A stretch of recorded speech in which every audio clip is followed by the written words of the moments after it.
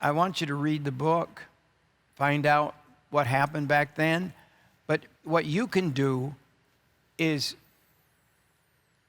isolate yourself. And it was tricky because the first wave, it came in the spring, and then lots of people died, and then it just almost like just poof, it was gone. And then it hit with a deadly force in the fall. The most deadliest month was actually October.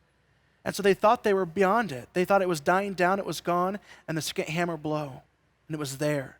And then it actually left again.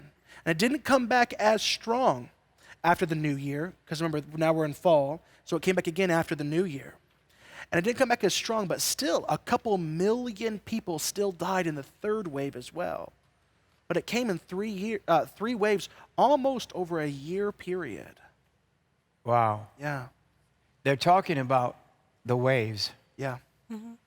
That's right. You know, there are doctor's notes from 1917 from the World War, the Great War as they called it.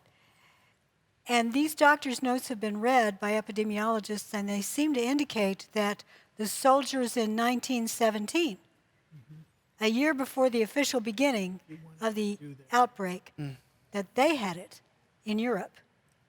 So it's possible, as the theory, that this may have begun in China in as early as 1912 and then carried when Chinese workers were brought over to Canada, Great Britain, and to the United States to fill in, because our young men had gone overseas to fight, that these Chinese had brought a disease with them that was silent. Yeah, wow. And again, the big difference now is that we're living in a world where travel is much easier than it was back 100 years ago. When you crossed the ocean then, you had to do it on a boat. Yeah. Now you can do it in 14 hours. And that is one of the great fears that we had back 5 years ago when Ebola was spreading across West Africa, because there were international airports in West Africa.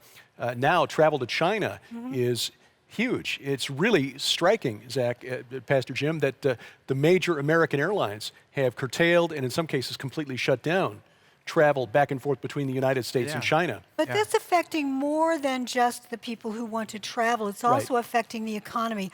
Oil prices are way down right now because demand is down.